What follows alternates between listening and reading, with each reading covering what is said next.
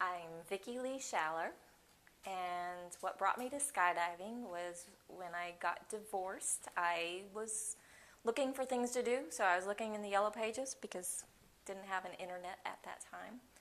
And I saw parachuting, and I called the number, and I asked, can just anybody jump out of an airplane? And they said, yeah, come on out. So I went out, and I jumped out of an airplane, and I thought I was just going to do it once, and I loved it, so I found a way to keep doing it, and eventually joined the Army to try to be on the Army parachute team.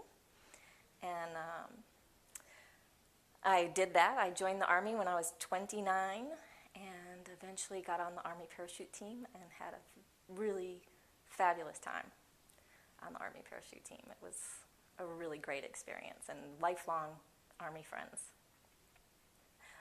There's a lot of good. Lost some friends along the way, lost a teammate along the way. But at the same time, when you lose somebody when you're doing something that you love to do, something makes it okay. It's like, yes, we lost somebody, but they were doing what they love to do. And that's how I would want to go. If I ever go, I would hope somebody would say, but she lived her life and she did what she wanted to do and she was happy. So while it's sad, it's okay. Some of the things that I feel real privileged to have done, one of our demonstration jumps took us to Guantanamo Bay, Cuba in 1994, and we got to jump at Gitmo. While we were there, we got to go horseback riding and snorkeling, and it was like a vacation island for us. And so now when you think about Gitmo and what has occurred at Gitmo since then, it's very odd because when I show my pictures of my recollection of Gitmo, it's like a vacation island. And it was really, really, I didn't know it at the time how special it was, but now I look back and say, wow, that was pretty special to be able to jump at Gitmo. Also got to jump into a Cincinnati Reds game, and Marge Schott came down to the field and took us up to her box, and she played bartender. Of course, we all had Cokes because we couldn't drink. But while we were hanging out with Marge Schott, Deion Sanders walked in, and so it was kind of fun to be oohing and ahhing over sports stars and sitting in somebody's box. You know, who would ever thought that I'd be sitting in an owner's box? My very last jump with the Golden Knights was also very special. It was jump into Caesar's Palace, and Caesar's Palace gave us all sweets, so it was really special. Actually, it was our friendship with the Thunderbirds on the air show circuit that the Thunderbirds arranged for us to come out to Las Vegas, and we did a little show for them at their base in Nellis, and then they arranged for us to jump at Caesar's Palace, and we got to jump out of a Chinook,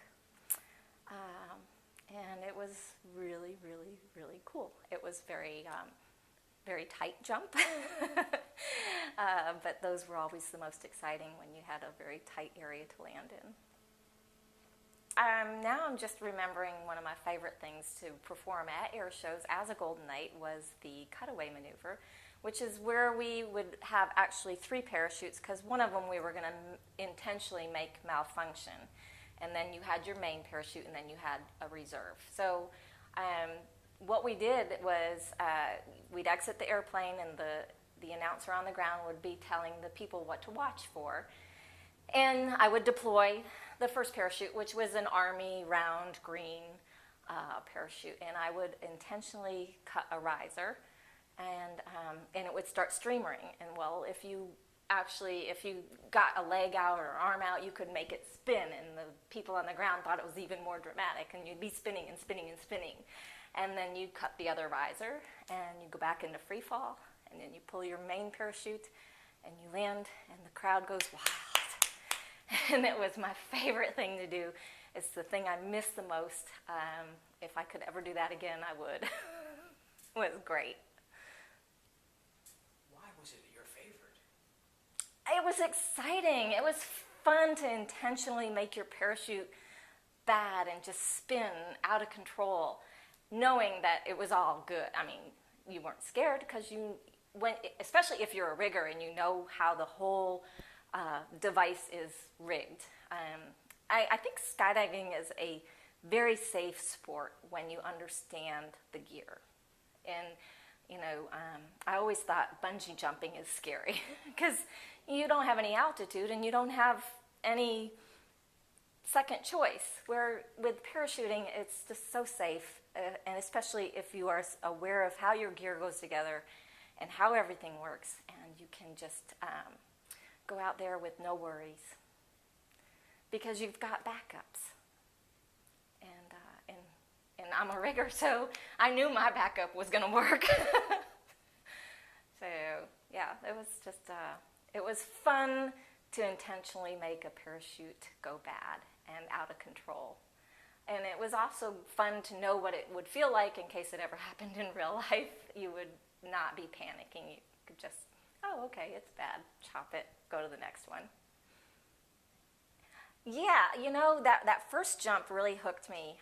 It was kind of surprising to me because I had a career in commercial real estate property management that I was really doing well in, and the skydiving bug really got me. And one of my instructors said to me, if you really like skydiving and you can't really afford to skydive, join the Army and do it for free.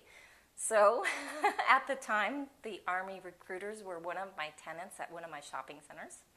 So I went and I talked to them, and they said, you won't make any money in the Army. And I said, yeah, but I can skydive for free, right? And they said, well, there's no guarantees that you can even try out for the team. You'd have to enlist in the Army and then write an essay and see if you get selected. And so I took the gamble. It was a 3-year gamble, and it paid off.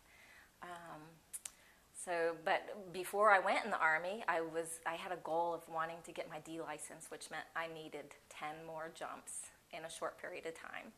And the only weekend that I had to do it was a weekend where the clouds were right at 2,000 feet. And I needed 10 jumps that day. So I was jumping, and I didn't even take my rig off. I'd lay down on the ground when I got on the ground, and the rigger would pack it while I was laying on the ground, pack it right back up, shove it back in there, get me right back on the airplane, and I got my D license with 10 jumps, very, very minimal cloud coverage.